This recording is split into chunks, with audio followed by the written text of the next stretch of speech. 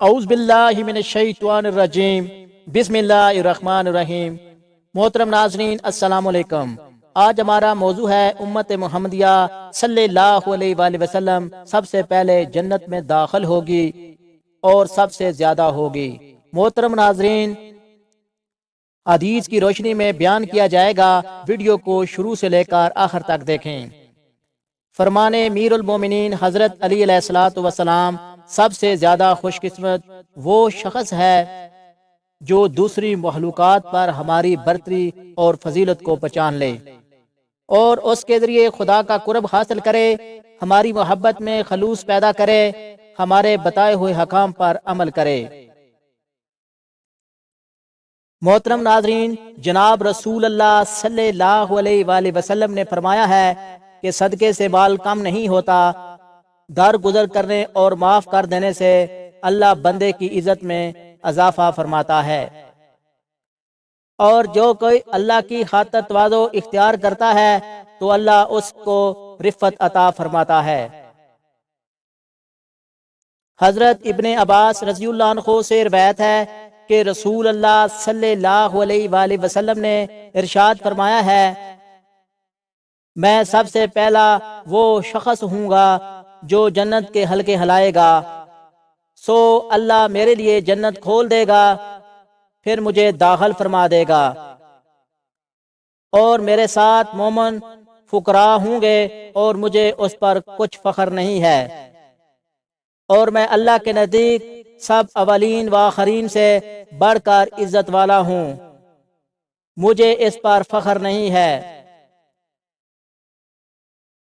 حضرت بریدہ رضی اللہ عنہ فرماتے ہیں کہ رسول اللہ صلی اللہ علیہ وآلہ وسلم نے ارشاد فرمایا ہے کہ جنتیوں کی 120 صفیں ہوں گی، جن میں 80 اس امت کی ہوگی اور 40 سب امتوں کی ملا کر ہوں گی۔ حضرت ابو ہریرہ رضی اللہ عنہ سے روایت ہے کہ رسول اللہ صلی اللہ علیہ وآلہ وسلم نے ارشاد فرمایا ہے کہ میرے پاس جبریل آئے اور انہوں نے میرا ہاتھ پکڑ لیا، سو مجھے جنت کا دروازہ دکھایا جس سے میری امت داخل ہوگی۔ یہ سن کر حضرت ابو بکر صدیق رضی اللہ عنہ نے عرض کیا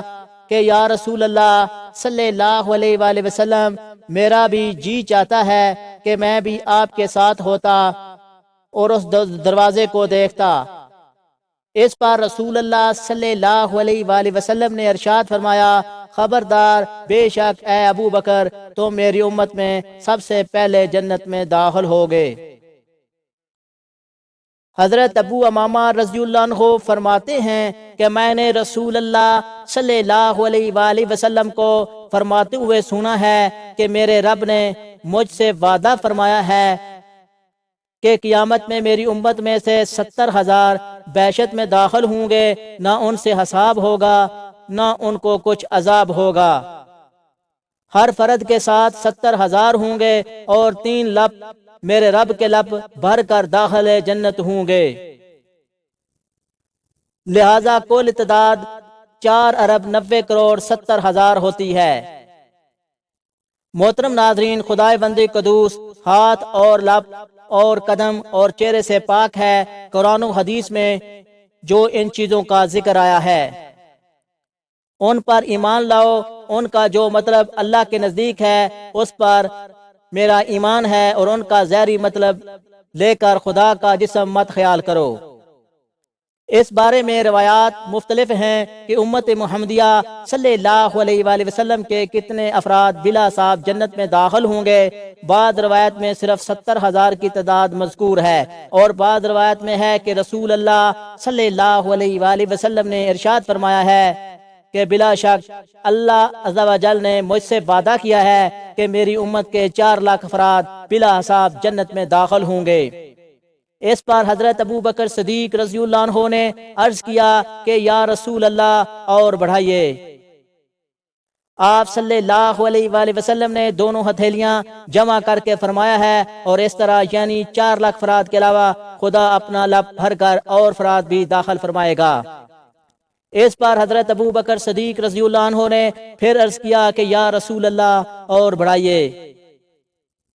محترم ناظرین، آپ صلی اللہ علیہ وآلہ وسلم نے پھر اسی طرح دونوں ہتھیلیاں جمع فرما کر ارشاد فرمایا، اسی طرح یعنی خدا ایک لفظ اور بھر کر داخل فرمائے گا۔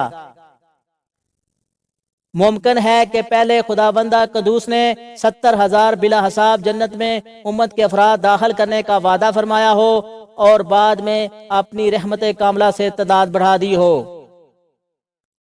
محترم ناظرین، حدیث شفاعت میں ہے کہ سرور عالم صلی اللہ علیہ وآلہ وسلم نے فرمایا ہے کہ عرش کے نیچے اپنے رب کے لیے سجدے میں جا پڑوں گا، پھر اللہ مجھے اپنی وہ حمدیں اور عمدہ تعریف بتائے گا جو مجھ سے پہلے کسی کو نہ بتائی ہوگی۔